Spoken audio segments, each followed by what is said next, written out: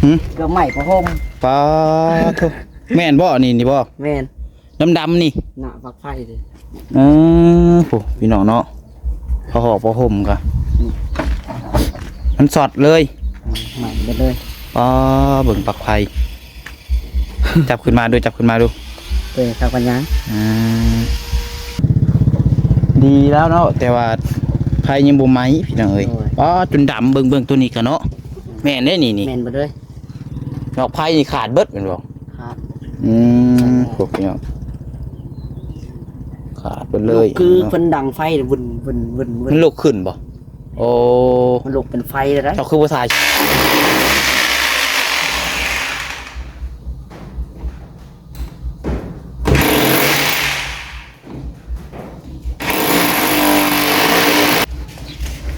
เป็นเดินไพ่ไฟแล้วคือว่าเป็นพักเสียแบบนี้ได้สอดมาแวนเป็นน้องพักเสียแปลว่าหัวต่อหัว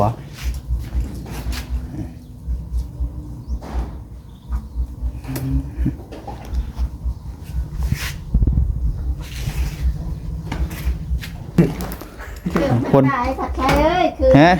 เกือบไม่ตายไฟช็อตเกือบตายโอ้แลนตัวมันเดินแลนหอน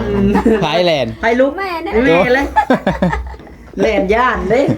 ตกใจบ่แม่เป็นไฟลุกลูกแห้งเลยไหมลูกแห้งเลยแล้วคือเขาดังไฟจุดขี้เหงื่อไปจังวุ่นแล้วเนาะก็กันแลนเลาะเดินโดดแลนพูดแลนพี่แล้วเนาะญาติมาจากทางไปแลนเลาะตามเดินเนี่ยตอนน่ะพลยังตกอยู่ตอนนั้น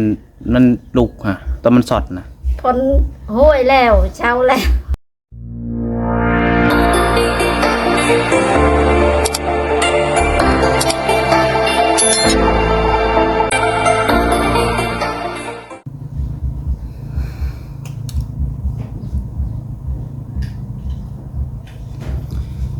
กับทักทายสบายดีสวัสดีพ่อแม่พี่น้อง FC เบิร์ดสุขุสุคนเบิร์ดสมองสุบอนวาซิลฟังลาวฟังไทยและก็อยู่ทางต่างประเทศเนาะการยินดีต้อนรับเข้าสู่ช่อง YouTube น้องพัดไซชาแนลอีกแล้วพี่น้องเนาะพี่น้องมาพบมาพ่อกันตอนนี้น้องพัดไซก็อยู่เพื่อนของน้องจ้อยพี่น้องเนาะหลังจากที่ว่ามือเศร้านี่ก็ขึ้นมากับที่แล้วอัปเดตเรื่องน้องจ้อยพี่น้องเบิ่งก่อนแต่ว่าน้องๆคนอยู่ทางเงินน้องดาวพี่น้องเนาะก็คือ FCN แหละพี่น้องเนาะหลังจากที่ว่าเมื่อคืนนี่ฝนตกพายุอะไรพี่น้องเนาะน่าจะเป็นฝนตกแห้งพี่น้องเนาะและมันเห็นให้ฝนสาดเข้าไปบานประตูเป็นให้สีมันถลอกคอสีมันลอกออกหมดเลยพี่น้องเนาะสำหรับเพื่อนน้องดาวพี่น้องเอ้ยแต่คือว่าได้ยินทางเงินน้องชายหล่าคือว่าไพ่สดไพ่ยังบอกพี่น้องเนาะเดี๋ยวน้องปัดไซพาพี่น้องไปเบิ่งไปชมน้ำกันพี่น้องเนาะเดี๋ยวเป็นจังไดไปเบิ่งชมกันนะพี่น้องเนาะจังไดก็ฝากพี่น้องเป็นกำลังใจกดไลค์กดแชร์ให้เด้อพี่น้องเลยอย่าเบิ่งแล้วก็ขามโฆษณาให้น้องปัดไซเนี่ยพี่น้องเนาะเพื่อเป็นกำลังใจน้องปัดไซเนาะพี่น้องเนาะโอเคพี่น้องเดี๋ยวไปเบิ่งไปชมน้ำกันพี่น้องเนาะน้องสบายดีเด้อน้องเด้อสบายดีเลยเฮ็ดได้คือว่าไพ่ช็อตบ่เฮ็ดได้คือว่าไพ่ช็อตนะจักจะเป็นน้ำคือปักไฟมาเลยผมเป็นดำวัดปักไฟเปื่อยวัดปักไฟบ่ได้อันน่ะบ่ได้เอาเข้าในเฮือนบ่ซะเด้เปิดใต้กระตุกตัวปลาว่าได้ตูบฮะตกแห้งเลยทั้งลมทั้งฝนวุ่นไอ้เนาะไปยังพอพี่น้องมาเบิ่งก่อนมาใส่กันดิยินตรงน้องละของเราเนาะเกือบใหม่ผ้าห่มปลาทุแม่นบ่นี่บ่แม่นดำนี่หน้าปักไฟเลยโหพี่น้องเนาะผ้าห่อผ้าห่มกันมันสอดเลยใหม่ไปเลยเบิ่งปักไฟจับขึ้นมาดูเปิดครับปัญญา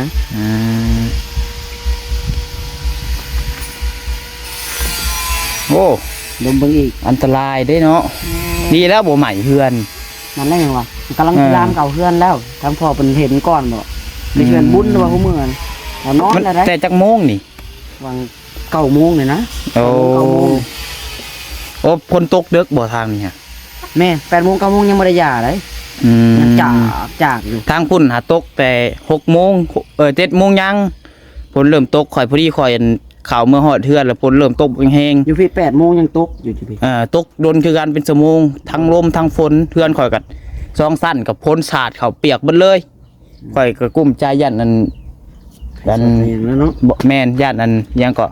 เพดานมันรู้ข่อยก็ย่านกุ้มอยู่ เขาเพื่อนข่อยบ่มีเงินเสร็จเถาะสิไป อ่า หาเงินเด้ ก็เป็นห่วงทางที่อยู่ว่า ธรรมชาติ ว่าสิโทรหาก็ผ้าแตกผ้าดังอยู่เมื่อคืนนี้ย่าน นี่ใหม่แล้วนี่ ย่านน้องๆบ่ได้ยินโทรศัพท์พี่น้องเนาะ ครับผม เอ ใหม่แล้ว อก ำลังสิใหม่ผมจะขาด ปะปักเสียไว้อยู่นี้บ่ แม่นพวกผมปุ๊ก โอ้แนวดีแต่บ่ใหม่ตูบนี้เนาะ แม่น ผลมันแห้งได้สำเนียบ่อยู่ดอกขนาดเรือนข่อยแอมคักมาครับ ยัง แม่ มันสาดเขาเบิดเลยเพราะว่าผลมันมาทางนี้ได้วานนี่มันสาดเข้ามาแล้วนี่วานนี่ฮะ ว่าไฟเป็นต่อเสียบแล้วนะเขาไว้อยู่ในแหละ อืม สาดเขามาตู้ ดีแล้วเนาะแต่ว่าไผยังบ่ไหมพี่น้องเอ้ย โอ้ย อ๋อจนดำเบิ่งตัวนี้กันเนาะแม่นได้นี่ แม่นบ่เลย ดอกไผนี่ขาดเบิดแม่นบ่ ครับ พวกพี่น้องขาดเบิดเลย คือ เนาะ เพิ่นดังไฟน่ะวุ่น มันลุกขึ้นบ่โอ้ มันลุกเป็นไฟเลยนะ เราคือบ่ถ่ายคลิปไว้แน่ตอนถ่ายอยู่บ่ ข่อยโอ้ข่อยสิถ่ายทันนี่ข่อยนอน เอ ข่อยท้ายข่อยนอน นอน โดย แต่ไผก็เห็นนี่ พ่อ พอแก้วยังดีจะมีคนมาเห็นเนาะสั่นแหละคัน คำว่าบ่มีคนเผาอยู่นี่แฮงบ่อะไรเป็นได้เฮือนอยู่หรอกมา อายุเห็นแต่เฮือน เนาะ เช้าก็ย่านบ่ยั้ง เอ้ยพยานลามไปเบิดแล้วพยานนั่นแหละ ใหม่ โง่เอานำบ่ทันดอกแถวนี้ให้เงินคือเห็นในข่าวหลาย เนาะ ๆไฟใหม่พี่น้องเนาะช่วงนี้มีแต่ไฟ ไฟ ให ใหม่ ม่เฮือน อืม เพราะว่าแถวนี้ให้เงินเขตนอกแน่เพื่อสิรถดับเพลิงมาฮอดดิโอ้ย บ่มี ยันบ่มีซ้ำว่าง่ายก็เนาะ โดย ครับมีก็แถวอันเพื่อนน้องปัดไส้ผู้พี่น้องเนาะรถดับเพลิงก็ อาในเมือง บ้านแม่น อันนี้บ้านนอก เพื่อเพิ่นมาฮอดนี่ยันยังแต่ซื้อ นี่เห็นใหม่ก็เอาประทันดอก อ่า ตอนปีนั้นยังใหม่ในบ้านนี่ก็ยังให้สิเอาทัน อืม มีแต่เบิด มีแต่ระมัดระวังบัดนี้เนาะ โดย เวลาฝนตกยังได้เก็บไว้ดีๆสายไฟให้มีสติบัดนี้พี่น้องเอ้ยเนาะ ใต้ปลั๊กไฟตัวนี้น้ำในดอกตัวนี้ เออ ใต้ดอกตัวนี้ก็ใต้ เพอมันยังบ่ได้เดินไฟยังบ่ได้เฮ็ดหยังเด้เนาะ โดยพอบ่คิดว่ามันสิล่มมาแล้วตะกี้บัดล่มหรือบ่กล้าออกบัด อืม มันล่มตั้งฟ้าแตกฟ้าหยังได้บัดนี้ พากันนอนอยู่ในหัว โดยแล้วพอเขาไปรีอยู่ในแล้วฝนตกนอนนี่บ่ได้หรอก นอนอยู่ในเบิดเนาะน้องจ้อยช่างก็นอนใช่ซะ นี่เบิด เอ่อ เขาห่มนอนอยู่นี่เบิดว่าสิออกเมื่อมันแต่เป็นบ่ได้เมื่อฝนตกเด้ อืม ที่แรก ที่แล้วสิมื้อนอนพุ่น โดย เอ่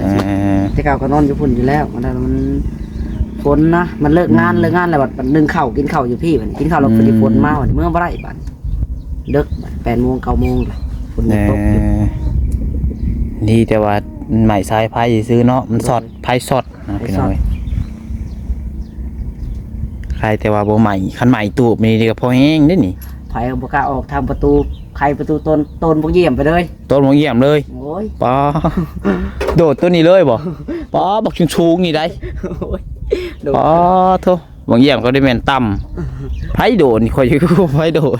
คันพอแก้วโดดนี่ห้วยข่อยย่านนอนนั่น ทางพ่อเราว่าคนแบบสิ้นกับไฟแต่บ่ค่อยยันเราแล่นฟุกกุกเสาตะฟุกเราบ่งับสะพานตะฟุกตัวที่ว่าบ่แบ่งไงนาน เออ คันบ่งับทันหันว่าจักสิฮอดใส่ได้ ไปอันหับสะพานลงไว้ก่อน แม่น ใครแต่ยังมีสติเนาะ โดยพอดีมั คะแนนว่ามีแต่เล็กน้อยอยู่แบบว่าบ่ฮู้อิหยังนี่แฮงพอแฮง คือข่อยนั่นแล้วแหละ ใครแต่บ่แก้วเพิ่นอยู่เนาะแนวว่าเพิ่นเข้ามานอนเฮือนพุ่นก็ โอ้ย ย่านเรียบร้อยบ่อยากขึ้นสภาพเลยพี่น้องเนาะ เบิดคูลังแล้วอยู่ ไผลุกเลยบ่ตอนมันสอดนี่ก็ แม่น เด้มันแต่มันก็สิใหม่ตัวนี้ มันสิ เนาะ ไหมโอ้ผมก็ขาด อื จนใหม่แล้วนี่ใหม่ทางพอแลน เบิ่งเตียงก็จนดำจนบุบขึ้นนี่เลยไปจัก วุบเป็นลูกวุบ แต่ว่าพ้นแจ้งตกบ่ตอนน่ะ ฝนซาแล้วกำลังสิหยิบแล้ว มันแบบค่อยๆแน่ คอยแล้ว เช้า โอ้ แล้ว แต่ว่าตอนฝนตกแห้งมันก็บ่มันบ่สอดเนาะ บ่สด งึดตัวนี้แล้วข่อยก็ตอนฝนตกแห้งๆหั่นน่ะพี่น้องแบบว่า บ่กล้าออกมาเนาะ มันคือบ่สอดแบบว่าคือเรียกว่ามันให้เงินเปียกแห้งแล้วตอนน่ะเนาะ แม่ คือว่าฝนที่เช้าแล้วมันหากระสอดบ่ ยันมันน้ามันซึมเข้าเนาะ อืม ตอนฝนตกแห้งยามมันบ่เข้าปานใดยันน้ามันคาอยู่หั่นมันหยอดเดียว ปักเสียบนี่เสียบแบบได้แบบว่าเป็นนั่นน่ะบ่คือว่าปักเสียบมันอันนั้นเบิ่งเด้อ มันเป็นหัวได้ตัวนี้ ตัวนี้เป็นหูบ่ตัวนั้นฮะ หู ได้แบบเสียบซบใส่กันแล้วนี่ซื่อ นี่ โอ้ เป็นหู จังพอแล้วน้ำมันจังขาวยากซะเนาะ เข้ายาก คือเราเป็นปักเสียบแบบว่า เพราะว่า แบบเฮาเสียบ เคยตกอยู่ฝนก็ตกครับมันบ่เป็นหยัง อืม มันเคยเห็นอยู่ใส่อยู่ตากฝน โอ้ก็คือว่าตัวนี้นี่ก็เอามาเสียบแบบว่าเสียบปลั๊กอยู่นี้ได้คือเอามามีปลั๊กบ่แม่นเนาะ น้อยๆเลยนะ ย่านปะนั่นนี่ขอย่านแบบเป็นแบบนี้จ้ะพี่น้อง คงไม่ได้ แต่ว่าเสียบนั่นนี่บุบขึ้นบาทเดียวเลยเนาะ ดอกไฟ2 ดอกใต้ คือใต้ดอกไผ่นี่ตัวนี้ YouTube กับตัวอยู่พุ่นบ่ ดอก อืม ดอกตอนนั้นตอนนี้ ดีแต่ว่าบุเป็นหยังเอาควันเลยควันมาเนาะ โดย โอ้ยกับเพื่อนก็ยังบ่ทันได้อยู่พี่น้องเนาะคะแนน ทำไมจุดสั่นเมื่อคืนนี้ คะแนนว่าอันใหม่นี่โว้ยพี่น้องเนาะ เพราะว่าเมื่อคืนนี้มันอยู่แต่น้องละกับพ่อน้องจ้อยกับน้องถ้วยบุยุจนไปการ โอ้ เด็กจนไปการเต็ม การเขียดนี่ เขียกันกบ โอ้หลายเติบเนาะ เนาะ ผลบาทหนึ่งเนี่ยนี่ โดย อืม จนไปหาการ ได้ยินไผว่าเจ้าเจ้าแล้วเนาะว่าน้องถ้วยที่แรกน้องถ้วยข่อยขี่รถมาฮอดแล้วน้องถ้วยว่าว่าเมื่อคืนนี่ก็ไผใหม่ไผช็อตว่ะเอ้าไผช็อตใช้ข่อยแล้วว่ะช็อตเทือนลาเพิ่นว่าไผช็อตเพิ่นว่าเอ้าว่ะดีข่อยเข้าไปเบิ่งเพื่อนน้องดาวก่อนหาแหละฝนตกหนักเป็นฝนแรงนี่อันตรายเนาะญาติเพราะเฮาก็แบบว่ามันมาบัดเดียวนะพี่น้องเนาะแบบว่ามันบ่ได้หยังเลย เลย เฮาบ่ได้เตรียมหยังเลยนะพี่น้องเอ้ย เพราะว่าแต่เก่าก็เคยปะอยู่ปะตอนฝนตกตลอดปีก็เคยปะยังบ่เป็นหยัง แต่ว่าอันตรายสาดปักเสียบนี่เวลาฝนตกฝนหยังอะไรเนาะบ่ใส่กระถอดไว้ได้พี่น้องเนาะแบบว่าบ่ประมาทด้วยว่าเอาความปลอดภัยไว้ก่อนแบบมืดก็อย่ามันดีกว่าเฮาเสียบนี่อันตรายเพราะว่าเฮือนกับอีกอย่างมันยังบ่ได้เดินไฟหยังเนาะมันอันนั้นนี่พี่น้องเอ้ย บ่มีอันเสียดอกเสียคัดเนาะ คือน้องจ้อยนี่ก็กันถึงสิเดินพายแล้วก็คะแนนว่าเฮามันเสียบบ่เสียบปลาไหวห่วยก็อันตรายคือกันเดี๋ยวมาเฮาบ่ระมัดระวังบ่รอบคอบ ด้วยอย่างนั้นมันเตือนสติได้รอบนี้ แม่นเทื่อนี้มันเตือนข่อยว่า เตือน แม่น เตือน เทื่อหน้านี่บ่แน่คันเทื่อหน้าคะแนนว่าเฮามันยังประมาทนี่เนี่ยคือว่าพวกแกเพิ่นไปซื้อสายไฟมาเดินบ่บัดนี้เพิ่นสิเดินไฟบ่ จักเป็นเหตุภัยใหม่ไปว่าได้ปะ ไปเบิ่งนํกันจ้ะพี่น้องเนาะ เป็นตัวขึ้นเขาไปชิโร่บนไร เออ ทำกินเราจะไปทำเอง มาเบิ่งนํกันพี่น้องเอ้ย สายไฟจะติดกระดานไฟ สบายดีเด้อพวกแกเด้อ เปิดสูตรเป็นตัวหน้าต่างอย่างคืนนี้ โดดหน้าต่างบ่ บริยาน ไปบนเลย อืม บนเท่านี้ยันเนาะ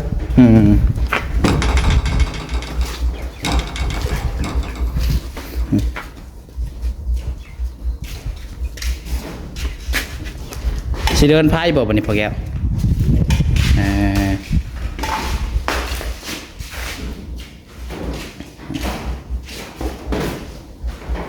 สิเดินไพ่สิ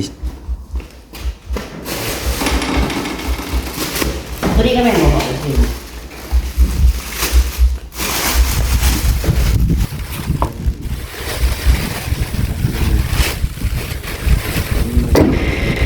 เขาน้องถั่วคนไปยังกินคนเอิ้นถามเพิ่นว่าหาหน่อไม้บ่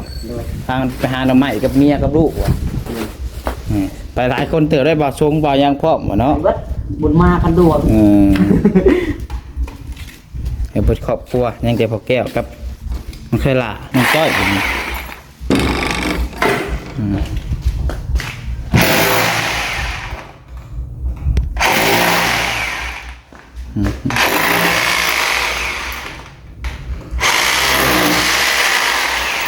รูปไอ้นก cụ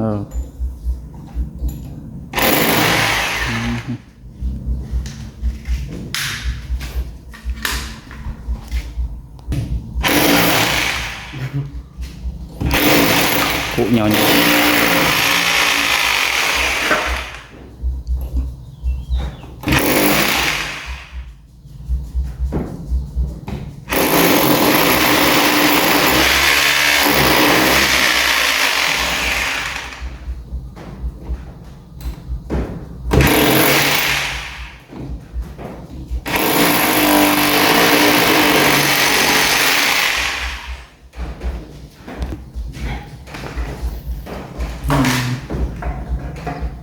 พานปุ๊บเขามานอนในไปเลยบ่ต้องล่ะปูนมันก็มาไว้ในเนาะปูนก็คล้ายแต่เมี่ยนวานนี่พี่น้องเนาะสั้นแหละพอแห้งแข็งหมดเลย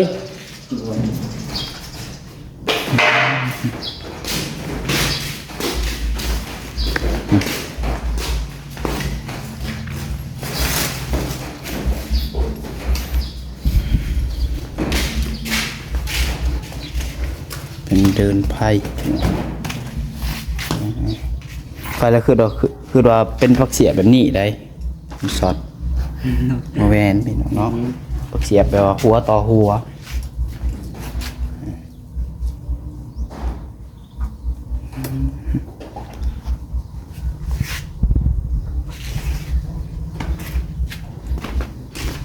เพียงเลยเดินไพ่เลยมือนี่พี่น้องเนาะ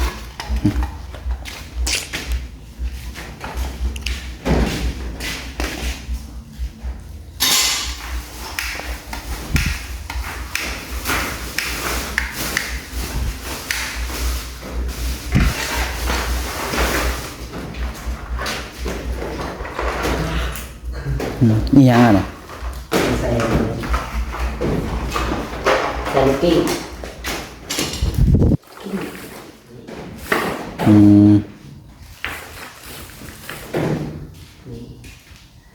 ประตูบ่บ่อันนี้ใส่เดี๋ยวนี้ใส่ให้เลย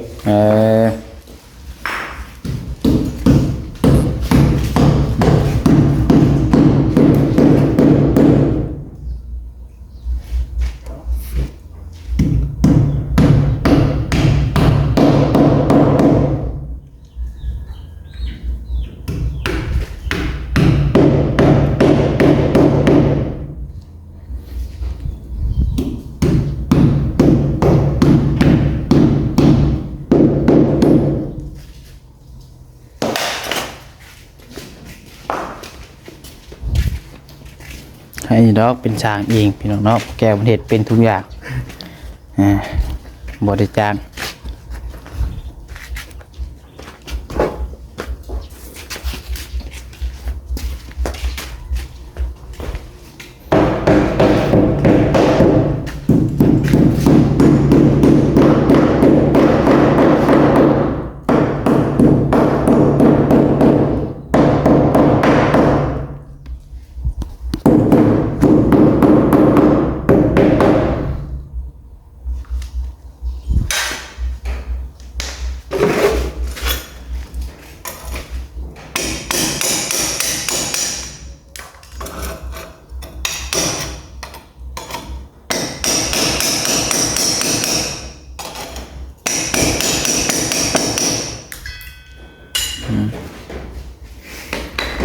เอาเนาะหาคนตกเขาก็ยาหอนต่อหอนช่องมือวานนี่อบเอาพ้นพี่น้องเลยข้าพรพนอนอยู่นี่นอนเย็นอยู่วะนี่นอนอยู่พี่วะคนตายผัดไทยเอ้ยคือเกือบมันตายไฟช็อตเกือบตายโอ้แลนตัวมันเดินแลนหอนไฟแลนไฟลุกแม่เลยแลนย่านเลยตกใจบ่แม่เป็นไฟลุกลูกแห้งเลยบ่แม่ลูกแห้งเรียนแล้วคือเขาดังไฟจุดขี้เหงื่อไปจังรุ่นแล้วเนาะก็กันแลนเลาะเดินโดดแลนพูดแลนพี่แล้วเนาะญาติมาจากทางไปแลนเลาะตามเดินเนี่ยตอนน่ะพลยังตกอยู่ตอนนั้นมันลุกฮะตอนมันสอดนะพลห้วยแล้วเช้าแล้ว แต่ฝนแห้งน่าจะไปสิกล้าออกเนาะ ลี่อยู่ไฟมันชวนกันลี่อยู่ในแจไฟก็ดับเมิดทำเองดับเลยบัดมาบริช็อตมัน มาบันนี้เพราะว่าช็อต ไผมันดับจักเทื่อซะมันดับมา ช่อง 2เทื่อที่2เลยช็อตบ่ แม่ตัวเองว่าจนฉันช้ำไปช่างแลนน้องลาว่าบ่เป็นยังลูกแม่เอ้ยบ่เป็นยังพอไปงับแล้วเองว่าบ่จักเขาบอลที่อยู่เห็นแน่เนาะ บ่เคยเห็นจักเถื่อเฮ้ย ตกใจเลยเนาะเห็นแต่ในเฟซในข่าวเนาะไผใหม่เฮือนคนจังซั่นจังซี่บ้านบ่แฮงยังบ่ได้ขึ้นฮะก็แล้วเนาะแม่นยังบ่ได้อยู่ซ้ํเด้ยังงอแล้วครับว่าจดสั่นหมดตัวเองบ่มีใจหายหมดนะบัดนี้ก็นอนมารับเลยเบิดคืนจนสิแจ้งจังได้รับคือกังวลอยู่แล้วเนาะญาติมันตกมาอีกบ่แม่อันนั้นแล้วชาวนี่ไปได้ว่าบ่ได้ยากะยาไปชื่ออันนี้เอาไผเข้าเฮือนว่ะ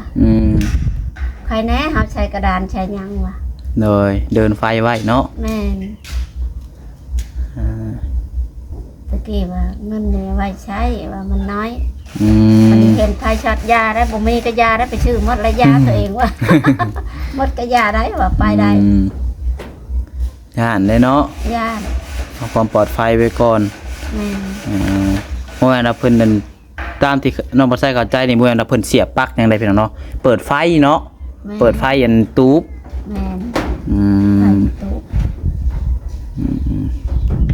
ว่าคันแต่เก่าน้องใครแม่นอนอยู่ในตู้นั่นคือสิอันตรายนอนแล้วแต่เก่าน่ะนอนฝนตกเลยบัดเข้ามาเอื้อนตะกี้นอนแล้วฝนบ่แห้งปานใดก็พากันนอนอยู่ตู้มันแต่ละคืนนะนอนอยู่ตู้